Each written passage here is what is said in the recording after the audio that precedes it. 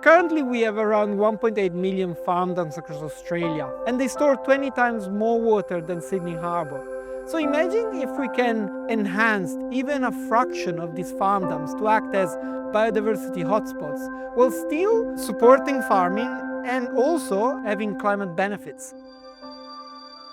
Bass Coast is predominantly an agricultural landscape, and those properties in those industries pretty much rely on farm dams for their stock water. And most of those farm dams haven't been protected, and we're not realising the benefits of what they can offer. So one of the big problems with farm dams is the quality of the water, especially if they're not fenced off from the stock. So we've actually got to the stage now where we've fenced off almost all our dams, and we're quite excited about trying out these floating wetlands to see if we can improve the water quality.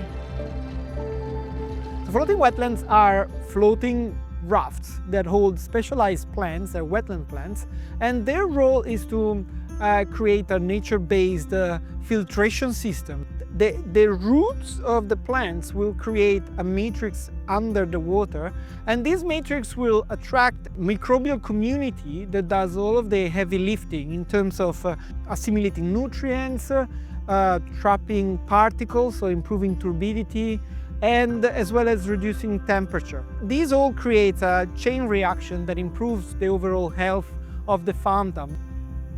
The biggest benefit we're hoping to find is the reduction in on-farm dam emissions that come from improved management of these wetlands. Obviously there's other biodiversity benefits and water quality benefits too, particularly with farm dams that have or will be fenced off.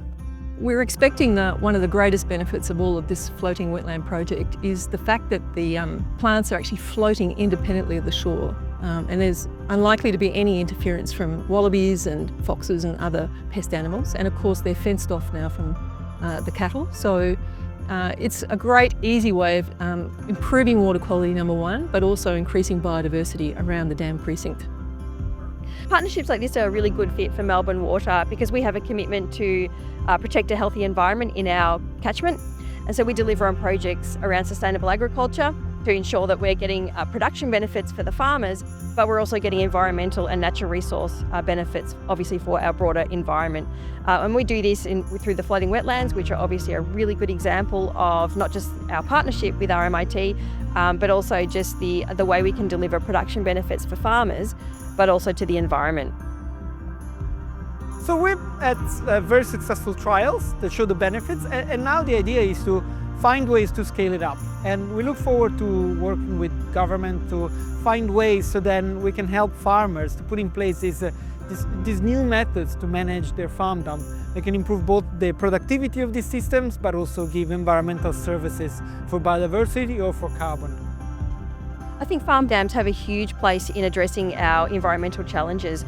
When we complement the latest research with what we know as best practice farm dam enhancements, when we put those two things together, we get productivity benefits to the farm and the farmer, but we also get these environmental and nature-based benefits as well.